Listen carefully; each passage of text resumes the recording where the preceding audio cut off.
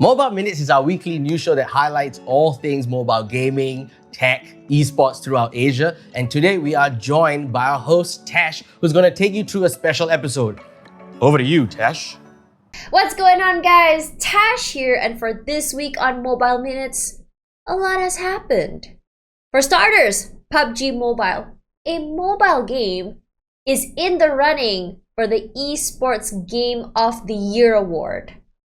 Next up, did you guys know that Apple actually makes more profits than top gaming companies out there?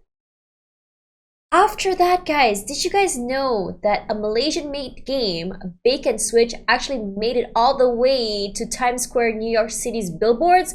But with a twist, you can actually play the game there. Since Halloween is coming, Slender Man will be making its way to your mobile phones. And lastly, Netflix acquires one of the most interesting gaming companies out there. But most importantly, if you guys didn't know, Gamescom Asia is happening now. Yes, that's right, my friends. We have a lot going on. We have a special show right now, right here, just for you. Mobile, esports, tech, and more. It's all here on Mobile Minutes.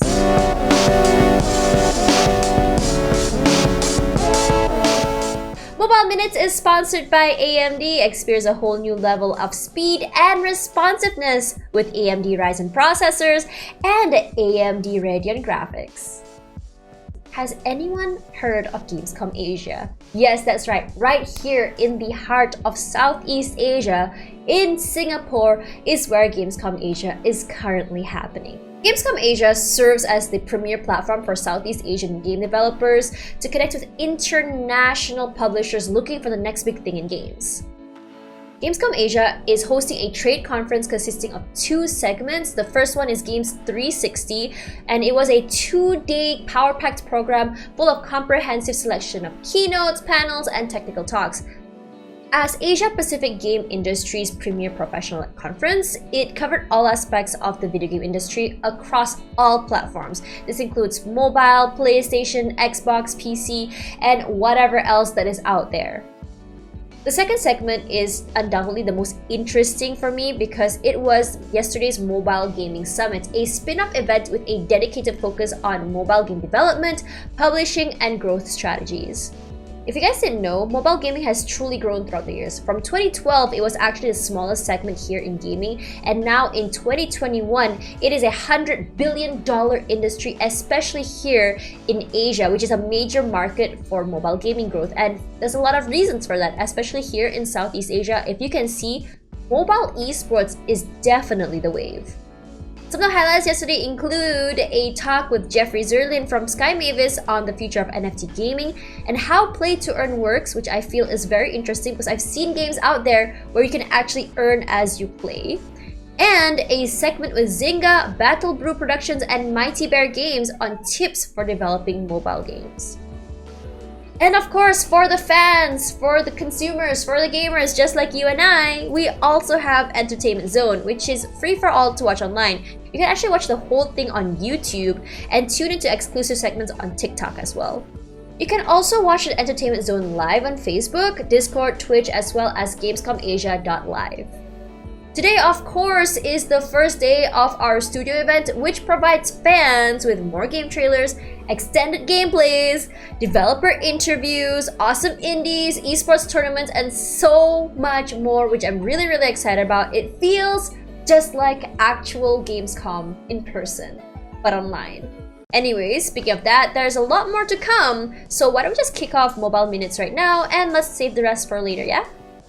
So October is finally here, and usually around this time of year, we actually start hearing about the Game Awards. And this time is no different. PUBG Mobile, one of Southeast Asia's favorite mobile games, has been nominated for not one, but two major categories for the upcoming Esports Awards 2021. The titles they are going for are Esports Game of the Year, as well as Esports Mobile Game of the Year. Some of the other titles that have been chosen for Esports Mobile Game of the Year include Free Fire, Call of Duty Mobile, Brawl Stars, Clash Royale, Arena of Valor, Mobile Legends Bang Bang, and League of Legends Wild Rift. These games we've seen everywhere here in Southeast Asia. So honestly, This comes as no surprise at all. Let's go back to PUBG Mobile though. The game has honestly brought so many breakthroughs in the world of esports, especially mobile games, with innovative updates, in-game content, as well as cross-border collaborations. Besides that, the game has actually had some pretty epic content lined up. And right now, one of them is actually a collaboration with world famous DJ. You know who it is? Yep, Alan Walker. Yes, guys, Alan Walker. I mean, we've had Rich Brian before, which I thought was really cool, but now we have Alan Walker, guys. What?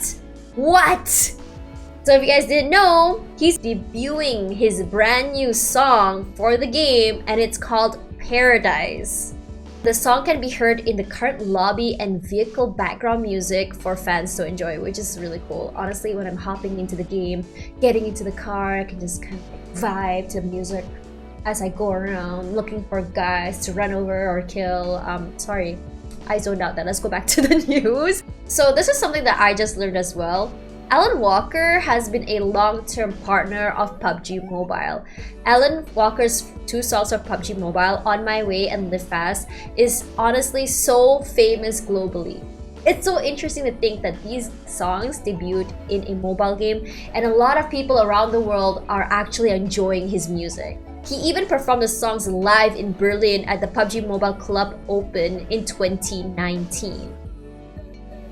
We are having actual concerts at esports events, and not any esports events, mobile esports events. I'm so sorry, I'm really excited about this. So starting from now until October 21st, fans and players can obtain Alan Walker music tickets, which can be redeemed for permanent collaboration items. They also have a whole new wardrobe of outfits and exclusive items for players, including the exclusive title Walker, the Walker 2021 set, and the return of the exclusive outfits released during the previous Alan Walker collaboration. So if you guys missed out on that, you guys weren't playing, you guys couldn't play, you guys can just get that back. If you guys just cannot have enough of Alan Walker, he actually is planning an encore on October 23. So we're hoping it's gonna be a whole new song, or maybe a concert in the game. That would be so cool. Please. Going back to the esports awards, another category actually is really interesting to me, and it's called the Pro Mobile Esports Player of the Year. And this category only came out last year, and okay, hashtag #CPride, guys. It was actually won by Indonesia's Made Bagazuksi Pramudita from Bigetron Red Aliens, a PUBG Mobile pro player. Yeah. For this year, we're gonna be seeing some more interesting players, and we also have nominations here from Southeast Asia. Hashtag #CPride once again, guys. We have Philippines' Carl Kartzi Nepomucino from Brand Esports Mobile Legends team, as well as Thailand's Piapon De Cruz Bunchui, who plays Free Fire. So once again, for all you mobile game haters out there saying that mobile gaming is a meme, look out, because this meme is laughing all the way to the Esports Award this year. Yeah, you better watch out. But anyways, the Esports Award is gonna be a while away. It's gonna be happening on the 20th of November. But you know what's almost here though? The Singapore Games Association's inaugural The Asia Games Awards, which is happening tomorrow to end off this year's Gamescom Asia. The awards acknowledge the various efforts in games marketing, esports, and game development in Asia, and is open to companies from the entire Asia region. The contenders cover events, games, projects that occurred between January 2020 all the way till August of 2021. I, for one, am really excited to know who these winners are, and honestly I'm wondering what other titles are there in the award, and can there be one made just for me? Have you ever seen a Southeast Asian made indie game make it up onto the billboards of Times Square and is playable by everyone down there? Nope, bet you haven't. Malaysian made game Bake and Switch, I'm sure you guys have heard of it right now, was seen on the billboards of Times Square recently, but with a very interesting twist. All the visitors in the area is able to play the game on the screen itself with their mobile phones. Streamline Studios, the studio behind the game, was able to achieve this through a public test called Project Monarch. And this project is a hybrid digital billboard mobile game prototype. For something so complex though, it's no surprise it took many hands for it to happen. Project Monarch is actually a collaboration between different groups of people, including Streamline Media Group, GenVid, which produced a toolset to create interactive live streams, Outfront Media, which owns the Times Square billboard, Intel, which contributed its Smart Edge technology to the project, and Sky Packets, which provided a 5G connected hotspot that allowed users to connect to Project Monarch. Whew, that was a whole load of people, not gonna lie.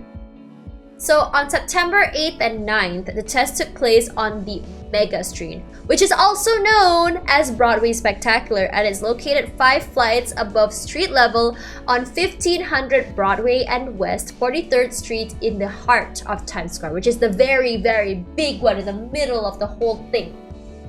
It's a big deal, my friends.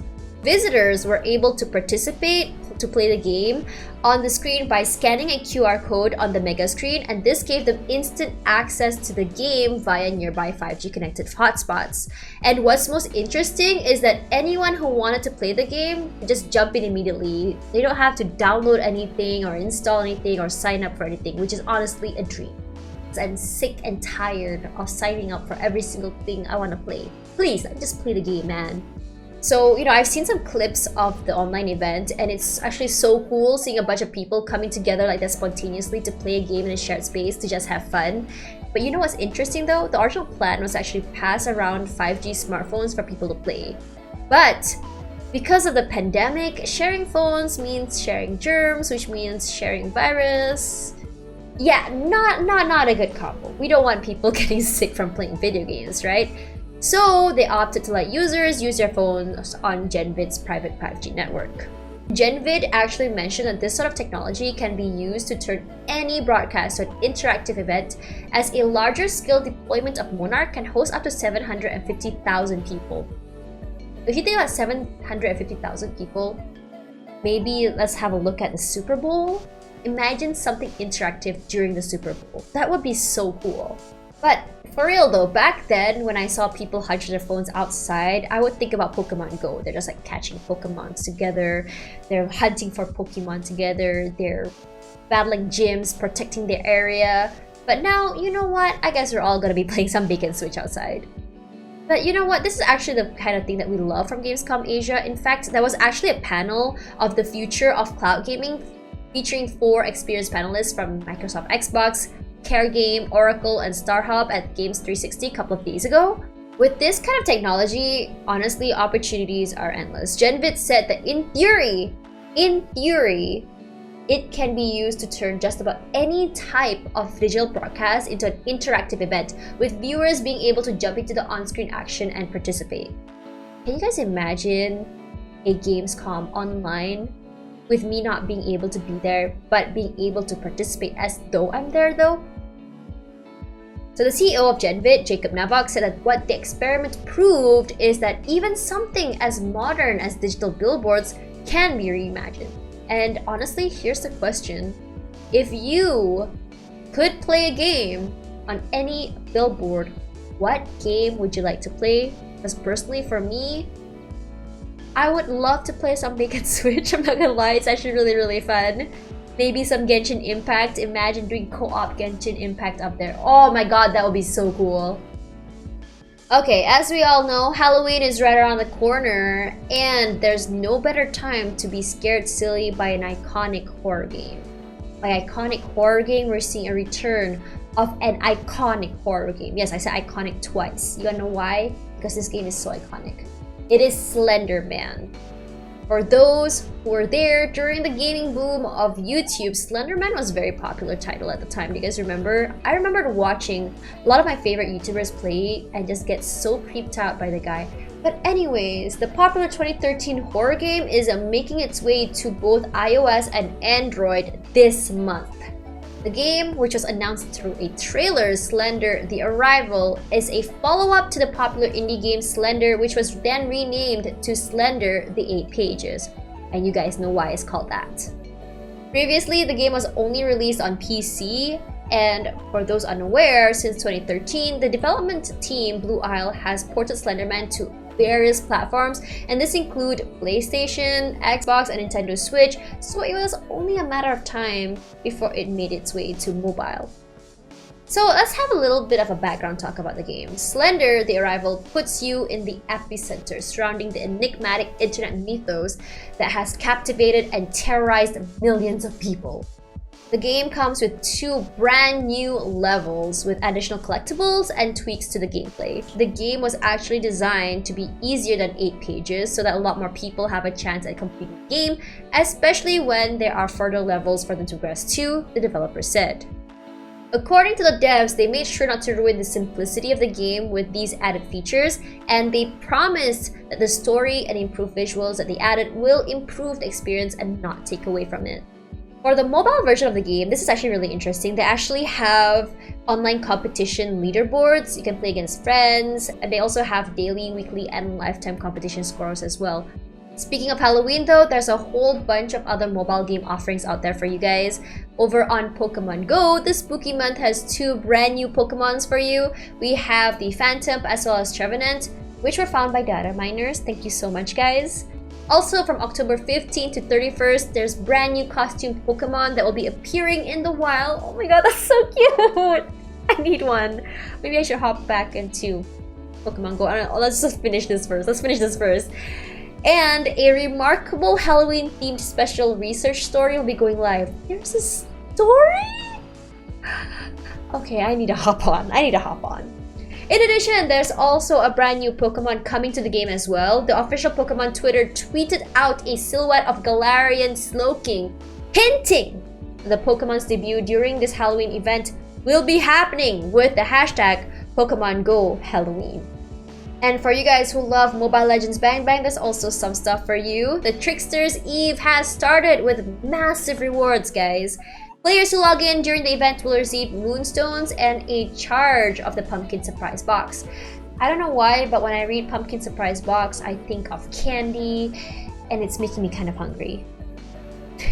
Moonstones can be used to exchange for Halloween rewards such as emotes, borders, as well as a spawn effect. In addition to the event, new Halloween skins are coming out, Strawdoll Cyclops and Barret Stain, which are also going to be available during the event, but the Strawdoll Cyclops will only be available from October 28th till November 26th, which is a little bit later. Also, another really interesting thing, during the Halloween event on MLBB, there'll be a new hero coming out called Amon, and not a lot is known about him. But we do know that he'll be out on October 26th, so yeah. I'm really excited to know what he does and how he's going to change the nature of the game. It's always really exciting. So if you guys are planning on getting him, why not just get the skin as well? Because there'll be a 30% off discount for the skin that will come with him from October 26th all the way till November 2nd. I know it's not our thing here to celebrate Halloween in Southeast Asia, but let's be real here. It's always so fun to be scared silly as we play games with our friends from the screens of our mobile phones. And let's be real here, I may just be getting Slenderman just to be scared silly. I miss that. I miss getting freaked out by watching YouTubers I like playing that game. So I'm gonna do that from my mobile phone where the screen is smaller. So I get jump scared, just throw my phone away. Yes, my phone may break, but that's part and parcel of that. Here in Mobile Minutes, we've been covering this legal battle between Apple and Epic Games for quite some time now, and honestly, it just gets more and more juicy, let's be real here. And this time is actually so cool. Okay, this one is actually really interesting. Okay, this time around, people have uncovered that Apple actually makes more revenue than the top gaming companies out there. As per reports, Apple has been found to have made over $8.5 billion in 2019 in profits, and that's more than what Sony's Activision, Nintendo, and Microsoft has made combined. Apple, what the heck? Apple actually admitted that the number is actually more than the ones mentioned in the filings. Apple, are you flexing? Are you flexing right now? So most of Apple's games revenue comes from the App Store, while millions of games have been marketed to over 1 billion people. So honestly, those numbers make sense. Also, there's another report from Sensor Tower that mentions that Apple's estimated revenue from the App Store in 2019 is actually $15.9 billion, and 69% of that was actually driven by gaming. You know what? This actually all makes sense, because last Friday, Apple asked a US federal judge to suspend orders that could require a change in some of its App Store practices. Ever since the legal battle with Epic Games, the creator of Fortnite, obviously, everyone has been talking about the App Store policies and whether they are fair to app developers. So far, the judge's rulings have always been in favor of Apple. But now, the judge is saying that Apple's requests would come at a cost. As of December 9, Apple must allow app developers to include buttons or links inside of their apps that lead users to means of payments outside of Apple. And this definitely would be a hit to Apple's income, because Apple takes 30% of app sales from the developers. And it's not surprising that Apple was really unhappy about this, and Apple said in its filing that it wants to maintain the status quo, as there's no reason to expend resources on App Store changes during the appeals process. And it's argued that changing its rules too quickly would upset the careful balance between developers and customers provided by the App Store, and this in turn would harm both Apple and consumers. I'm sorry, I didn't mean to go super sarcastic there, I'm so sorry. So what's Apple's plan for this? The company has filed an appeal for the Epic Games case, asking for stay on December 9 deadline for App Store rule changes. You know what? I'm just gonna be keeping my eyes super peeled on this case, because it's just getting more and more crazy as it goes around. I'm just gonna be real here. And so far right now, Apple hasn't shared anything about its new policies, but they have been discussing solutions that meet the judge's desire for more information to consumers, as well as to protect themselves. By protecting themselves, I mean continuing to collect those commissions. Hella cash.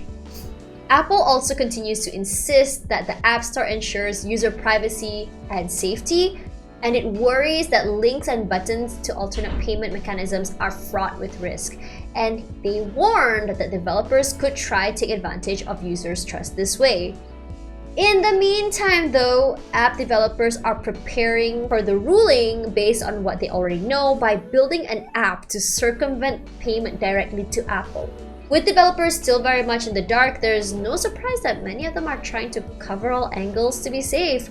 But they should definitely still be prepared for the unexpected changes though.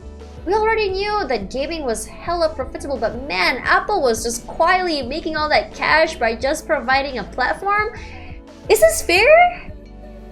And while so much attention is on Apple and the App Store recently, let's not forget though, there are other giants like Google Play Store. And here at Gamescom Asia, we're actually joined by Guy Charudisakarul from Google Play, of course, during yesterday's Mobile Gaming Summit, and he shared how Google Play is making the game development easier and growing the ecosystem of Android games running on more screens so devs can learn to improve their go-to-market success on Google Play. Sometimes I really forget that there's more than just the devs, the animators, and the story writers that goes on behind the game.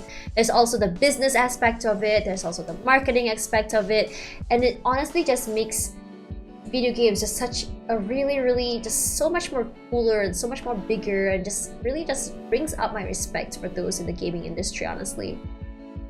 So a while back, we already reported that Netflix was actually going to dabble into the world of video games. We already talked about this so many times, but it looks like they're really going in for it, because they just acquired one of the most interesting gaming companies of all time.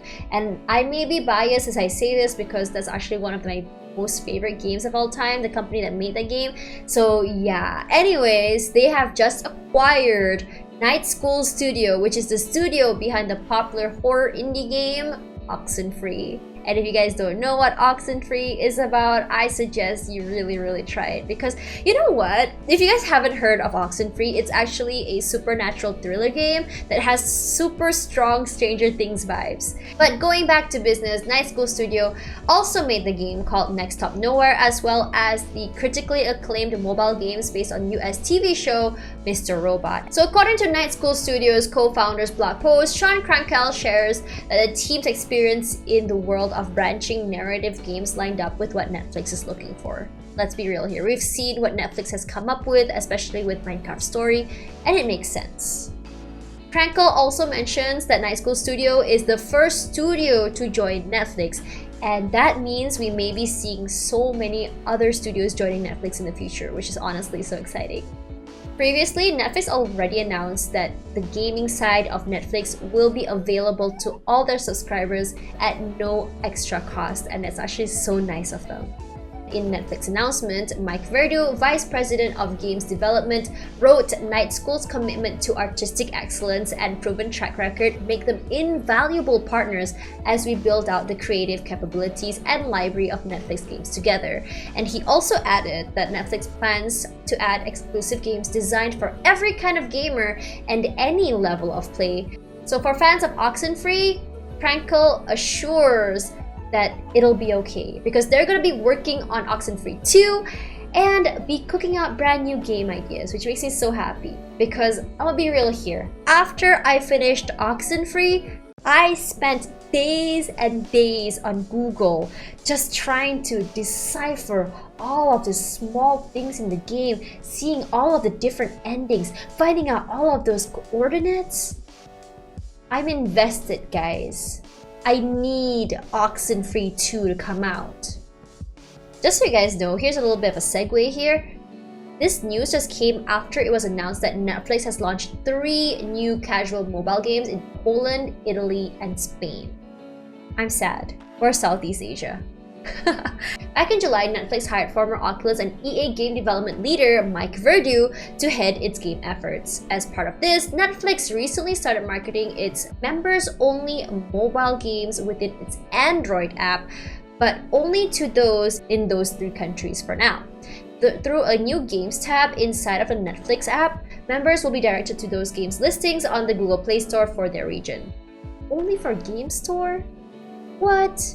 Where's for Apple? Come on, guys! Once again, the new games will be entirely free to play without any advertising, as well as in-game apps. They are very simple, casual games meant to appeal to a wide range of gamers, and that definitely also represent Netflix's increased investment focus on making mobile games a part of a broader entertainment offering that is now growing to include more than just streaming content. Netflix also spoke about its plans to expand into the gaming market during its Q2 earnings, saying that it was in the early stages of exploring what this model may look like. They view gaming as another content category similar to what the expansion looks like into original films, animation, unscripted TV, and okay, get this guys. This is so interesting. They want to focus on free games designated for mobile. Okay, I'm really happy, which means that, you know, just like our TV shows we can watch on the go, we can now play video games on Netflix on the go, which totally makes sense. This totally makes sense. Netflix, how are you able to make this make so much sense? Oh my god. So far, these mobile games are only available for the European markets right now, but to us in Southeast Asia, I know we are one of the biggest mobile gamers in the world. We need to be able to be part of this. Come on. So Netflix says that it plans to launch other games in other regions at some point in the future, so I'm just gonna cross my fingers and just wait for Netflix to come out here. Please Netflix. Okay, thanks. And that's all the time we have for this week. Thank you guys so much for watching. I hope you guys enjoyed this episode as much as I enjoyed filming it. But guys, do stick around because we have so many other things that lined up for you guys, including the AMD Streamer Challenge, introducing Team Acer, coming to you right after this. So you definitely want to stick around for that. Speaking of AMD, thank you guys so much. big thank you to AMD for this week's episode. And if you guys miss anything or want to replay any of our favorite moments and highlights, don't worry, because we got you. You can rewatch all the prime time and studio content on Vault, a digital help on demand, even after this whole event is over. It's all right there for you guys to watch. And again, big thank you to AMD. And don't forget, guys, Gamescom Studio is happening today as well as tomorrow, all the way in Singapore. And if you guys are not in Singapore like me, I'm just kidding. It's gonna be online for the whole world to see as well as enjoy. So for us outside of Singapore, we're not being left out. Anyways, guys, I'm Natasha, otherwise known as Tash, and I'll see you guys soon. Bye bye, guys.